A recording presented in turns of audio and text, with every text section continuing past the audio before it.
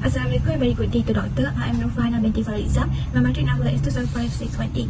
And today our group will present on the railway investment project proposal. The next slide is our group member name. Alright, I will start my presentation on the background of the company. The name of the company that we choose is the Fast Cars Limited City Transportation. And our vision is the limitless, fastest and convenient transportation solution that move and improve transportation between a city. And for our mission, we want to build the safest and most trusted rail transportation company by designing sustainable solution and creating a value for stakeholders and our employees.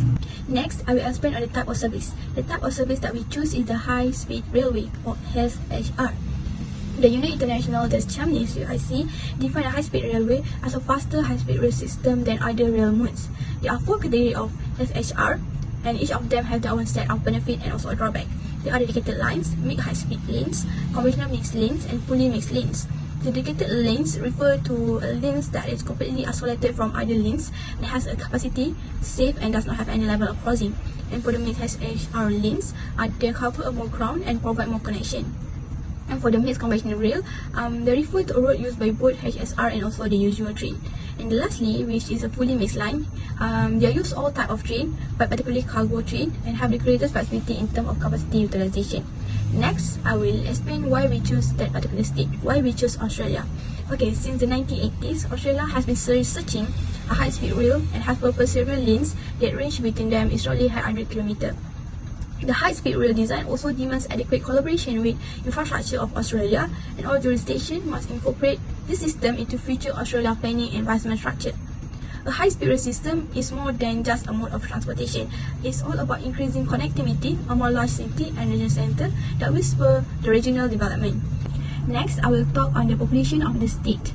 Okay, by 2050, Australia population might easily be double. The population of Sydney, Melbourne and the Brisbane area will be comparable to those of Hong Kong, Kuala Lumpur and also Singapore. And as a result, according to the HSR analysis, the demand for the transportation along the East Coast will rise from 100 million trips per year to 264 million by 2050 and 355 million by 265. And Australian major cities account for roughly 80% of their national gross domestic product and employ 75% of workers.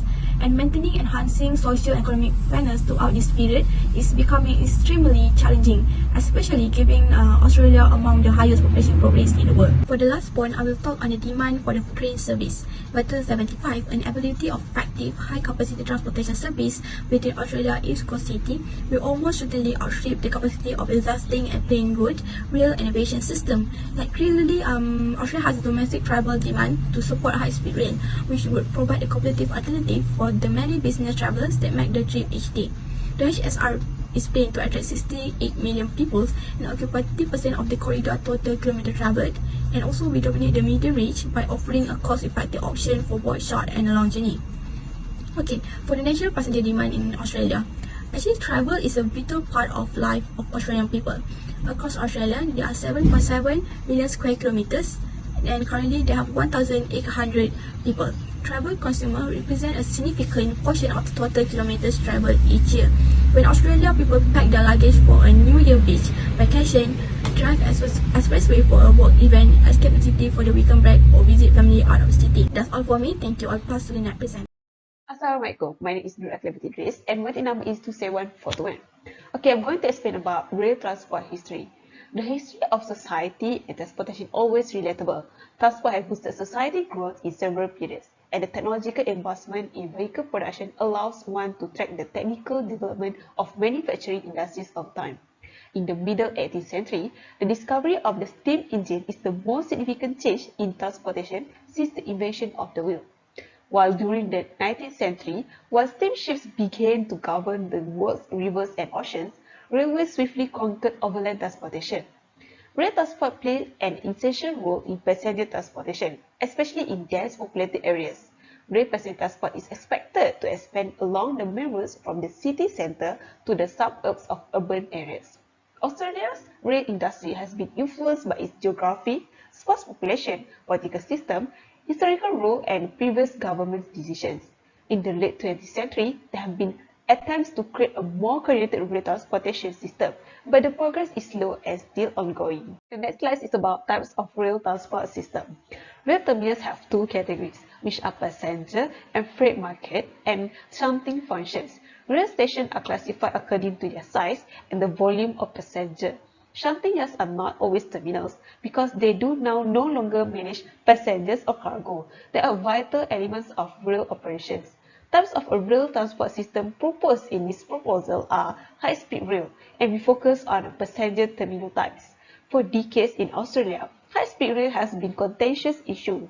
There have been many reports, proposals, and investigations, but none have progressed beyond the research stage. This is because building high-speed rail consumes large funds, and Australia does not have enough funds to build the high-speed rail. This proposal is to reinforce why we should build high-speed rails in Australia. For the location of the terminal locations that we plan to build the high-speed rail is from Sydney to Melbourne with 4 pit stop stations, which is from Sydney to Mittagong, Mittagong to Wangga Wangga, Wangga Wangga to Shepparton, and the last station is Melbourne. So in this slide, this is the Sydney railway station and Mittagong railway station. While in this slide, this is the Wangga Wangga railway station and Melbourne railway station. Next slide is about route plan and map. So the picture shows the entire route plan and map that we propose from Sydney to Melbourne. The total distance travelled from Sydney to Melbourne is about 800 km, and the regular train journey from Sydney to Melbourne takes about 10 hours. And as a result, by constructing high-speed rail from Sydney to Melbourne, it could help shorten the trip. I'm Rafi bin Aziz and my mentor number 2C9A. So I will continue the presentation with the railway track. The element in high-speed rail track by fast cars is a steel rail. Steel rail serves as a guide the wheel of high-speed rail to move forward and as a tool to withstand the pressure from the wheel. High-speed rail use the concrete steel for railway track and the characteristic is height 33.5 and weight 20 to 75 kg and length 6.30 mm. Okay, so next is sleeper. Sleeper across a fastener for train to move and it support the track. Sleeper also can prevent the lights and the fire attack and higher durability. For high-speed rail by rail cars, we use the concrete sleeper. Therefore, the rail fastening are a system to ensure the safety of high-speed rail. It can reduce the vibration impact and clamping force elasticity. The type of rail fastening that we choose is WJ7. The track ballast refers to the aggregate material such as rock that can help drain water from the track.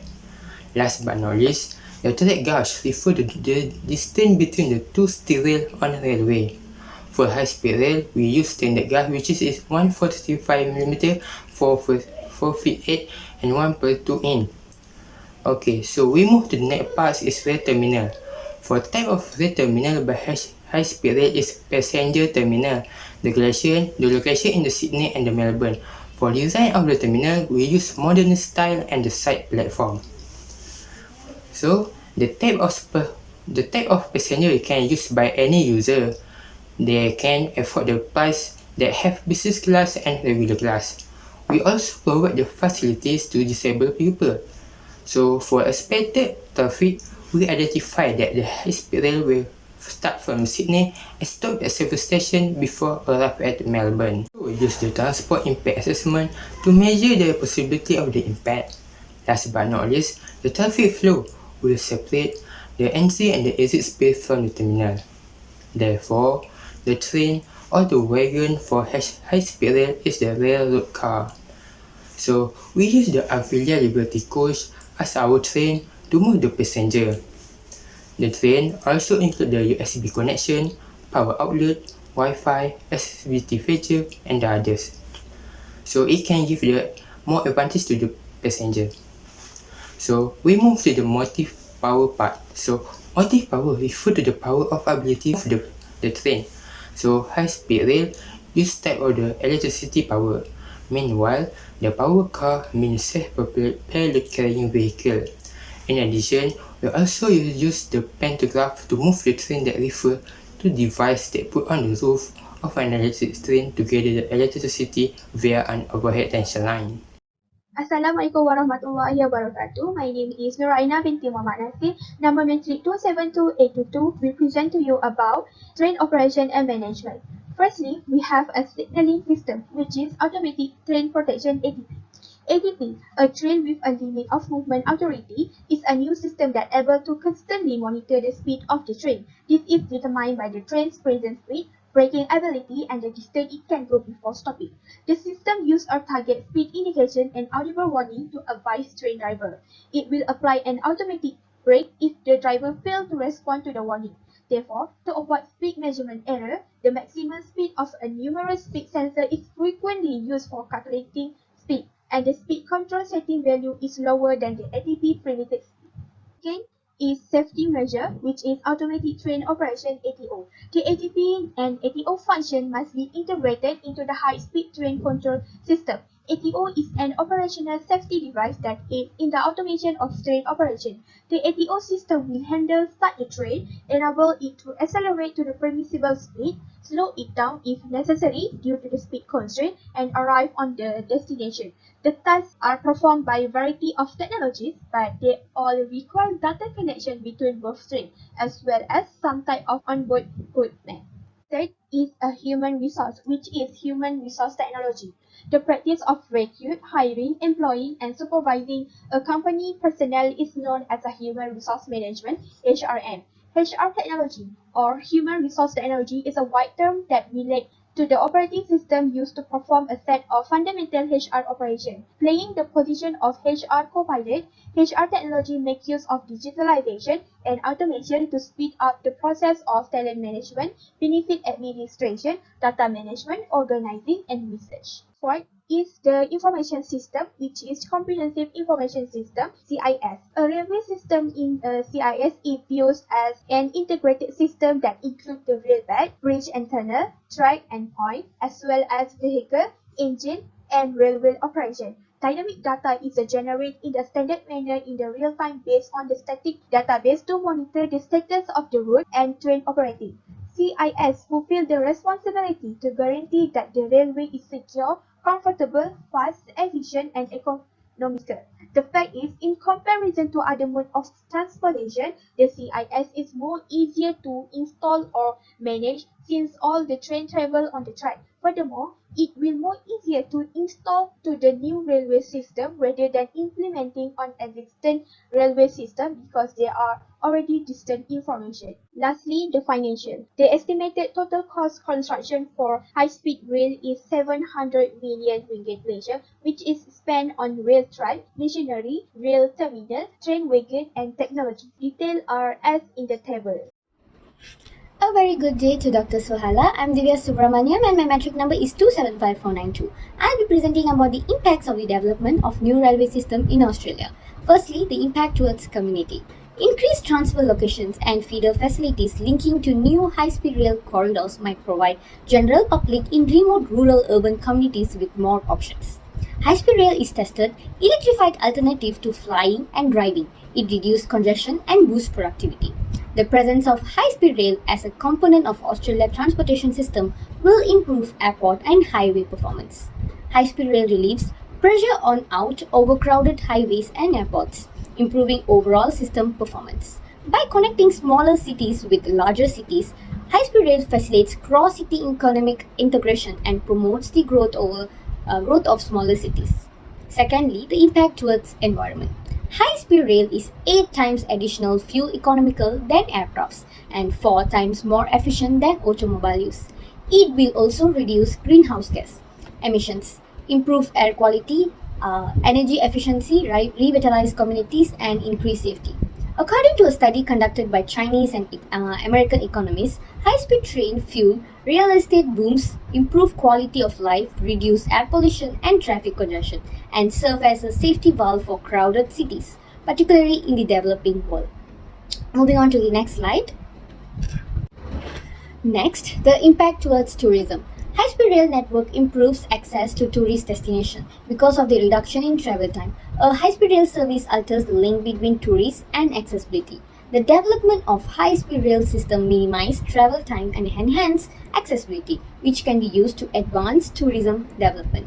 More tourist arrivals are expected in Australia as a result of a shorter travel time and more direct connections provided by high-speed rail. Lastly, the impact towards economic.